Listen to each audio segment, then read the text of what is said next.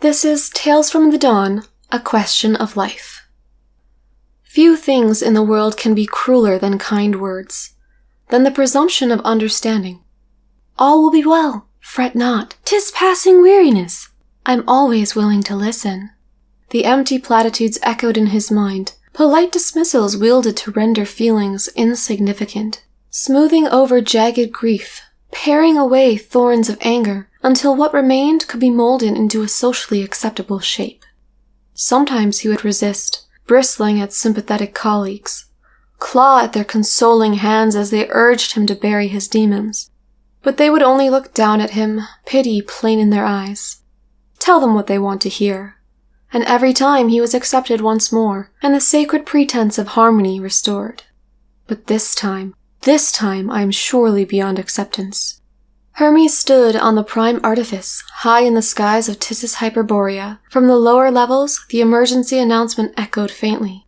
Dangerous creations may be on the loose, droned the pre-recorded voice, and the facility had been placed in a state of alert. A field of dampening magic hung over its dimensionally interconnected spaces, suppressing the abilities of all present save for authorized staff. All this chaos at my whim. With a hand greatly enlarged by his transformation, Hermes reached out to the facility's Ethernet. He commanded more enclosures to be thrown open, and images etched in light confirmed the result. The specimens thus released would fall upon his pursuers, whose priority was not their well-being. In their haste, they would slaughter rather than subdue, and the blood of those innocent creatures would be on his hands. The choice is mine and mine alone, and so too the blame. His heart wrenched with shame, but disadvantaged as he was in both strength and numbers, he had precious few options. Never before had he offered violent resistance to anyone, and merely anyone his pursuers were not. When man is likened to the lifeblood of the star, it is not for the role he plays in nurturing it. In this collective duty, all must flow in a single direction, and disagreements seldom depart the realm of civilized debate. Hermes was not given to asserting his beliefs, but he was about to do so with force, and the prospect filled him with an indescribable dread. The intruders were pressing ever nearer, leaving a trail of death in their wake. As he set free more hapless creatures to bar their way, his thoughts drifted to one of them. Asum's familiar, or so it had been initially claimed. In truth, she was a traveler from the future, from a long time after civilization as Hermes knew it had ended. A person who, despite turning the Elpis flower a sorrowful hue, could continue to smile. What Hermes had glimpsed in her gentle countenance was neither kindness nor forbearance, but strength. And that strength had allowed her to overcome innumerable hardships. I must be strong too. I will be. He would confront and accept these feelings, even should they break him, even should they drive him to do the unthinkable. No matter what, Meteon, I will not turn away from the answer.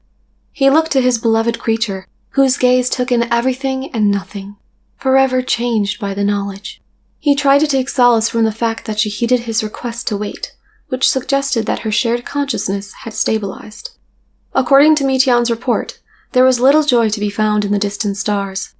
Assuming there were beings out there who could share what gave their lives meaning, he feared the answer would be too bitter for his fellow man to swallow. That was why he needed time, the time to come to terms with the truth alone, his thoughts unclouded by well-meaning debate or pragmatic concerns for future implications. With a heavy heart, Hermes opened a higher clearance enclosure and unleashed the fearsome, laden lord in concept review. The creation was his last chance. If it failed to hold off his pursuers, he would have no choice but to confront them himself. There could be no justifying the crime, no turning back. So be it. Better to be seen as an aberration than abide in the fiction for their sake. I sent you unto the stars. I won't let your efforts be in vain.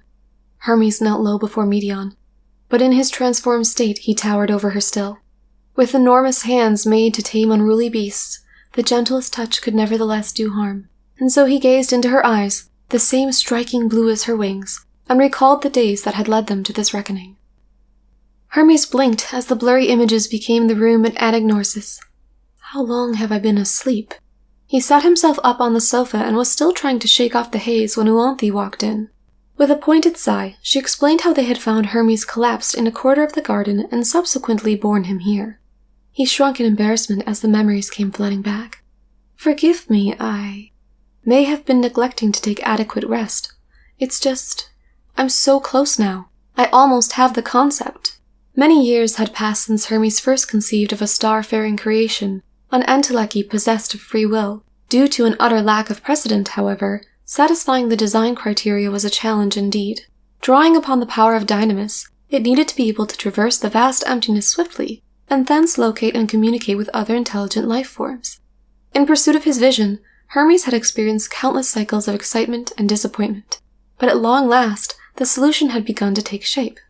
Smiling wryly, Euanthe held out a basket of fruit, her not-so-subtle reminder of life's necessities. Does this mean you've finally managed to settle on an appearance? Hermes' hand halted halfway to the proffered basket.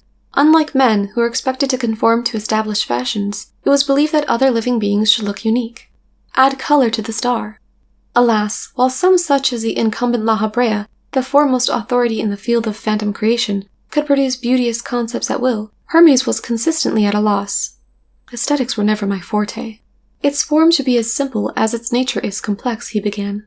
Birds I know well, of course, and their attributes would suit the abilities it will have. But to facilitate communication with other sentient beings, it should also have the features of a man. That's all well and good for a guiding principle, but what about the details? Its physical characteristics, personality, and so on and so forth. Hermes hadn't considered such things, hoping in vain that his subconscious would fill in the blanks. Since there was no way of knowing what qualities other life forms would favor, he could rely only on his own sensibilities. Furrowing his brow, he began rummaging through the cluttered chambers of his mind in search of a potential inspiration. The invisible spark of Dynamis. The universe and the stars. Birds soaring in the sky. Blue. I want it to be blue, like the sky of Elpis. Our portal to the cosmos beyond. The words tumbled out even as he thought them. Euanthe blinked a few times in consideration before favoring Hermes with an approving chuckle. A fine idea. In the days that followed, Euanthe and other colleagues provided Hermes with design documents and even held private lectures for his benefit, all of which helped him to form a clearer image of his creation. As was his wont, it took him more time to settle on its appearance than its more practical aspects, but at long last he succeeded in finalizing the concept. He would never forget the first time he brought her forth, the nervous anticipation as he channeled his magics, the gathering motes of light that coalesced into a brilliant storm, the moment of manifestation. Hello. The songbird was barely larger than his open palm, her blue feathers tinged black at the tips. The threshold to the universe as seen from the prime artifice.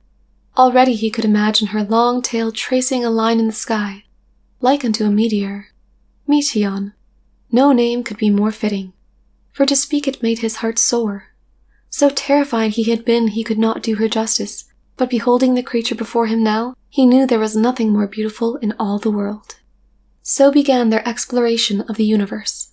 Hermes created Meteon's sisters, the Metea, though their shared consciousness made them more akin to a single entity, and sent them on brief forays beyond the bounds of the star. Early results were mixed. Though Meteon did not lack the abilities she needed to fulfill her purpose, she encountered one problem after another out in the great expanse. But we have come so far already, and we will go further still. Hermes was conducting further test flights in the Elpis twilight when Meteon, presently in the form of a girl in order to relay her sister's messages, cried out. He turned to see her frozen in shock, eyes wide and mouth agape. Before he had the chance to speak, she reeled as if struck by a heavy blow, and it was all he could do to catch her. For a painfully long while, she remained stiff as a corpse in his arms, and gave no indication that she heard his worried words. Then, all of a sudden, she woke with a gasp for air, her body relaxing as if time flowed again. By the way she trembled, feathers standing on end, it was clear that she felt an intense chill.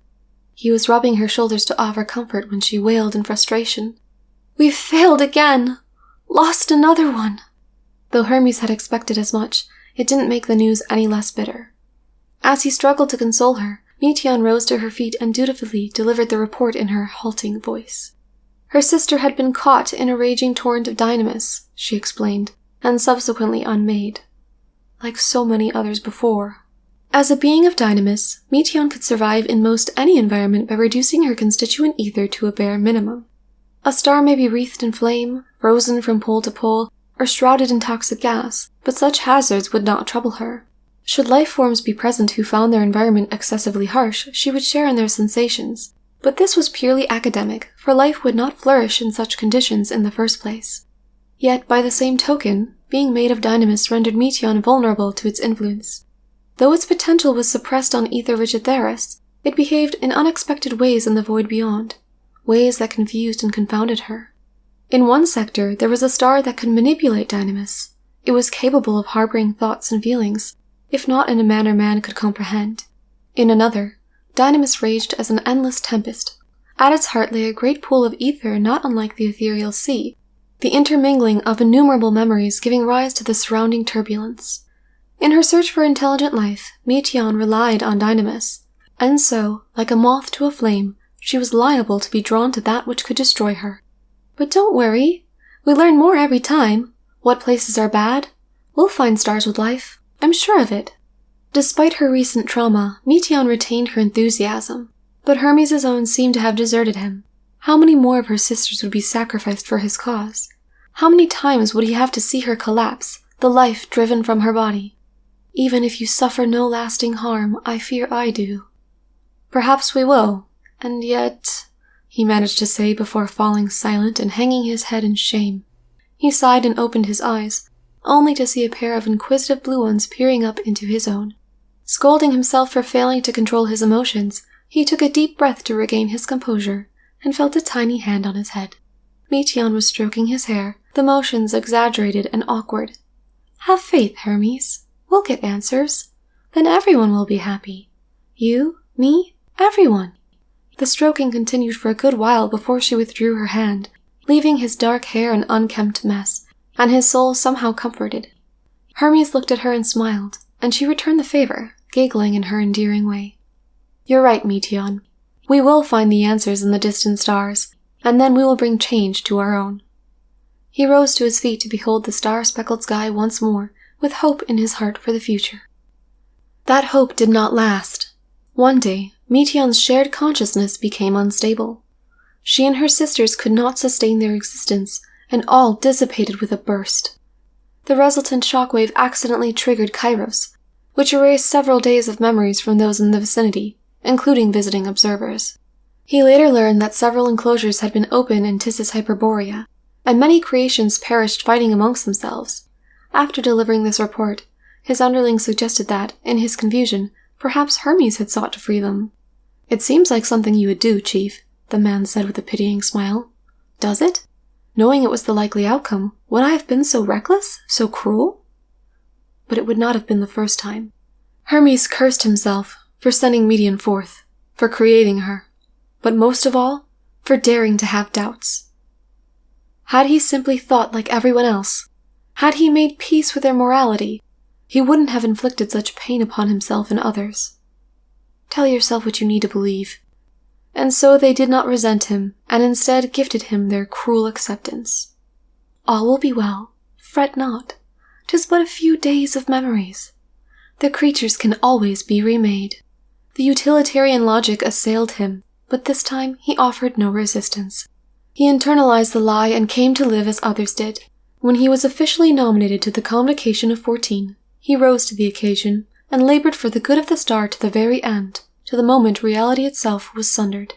Of his desperate struggles, nary a mark remained, or so it seemed. Yet be it in the ancient past or the distant future, the yearning for which he sacrificed so much would endure. The fire would rise in those who looked up at the heavens in defiance of oblivion, the desire to confront the answers for which Meteion journeyed, no matter how terrible the truth may be. And that is the end of A Question of Life. I apologize if I pronounced anything incorrectly. I honestly have no idea how to pronounce the name of that dungeon or that Lady Uwanthi. I don't know. That's the best you're gonna get. As always, thank you so much for watching. Please remember to leave a sacrifice for Lord Algorithm in the form of a comment, like, share, or subscribe. Bye!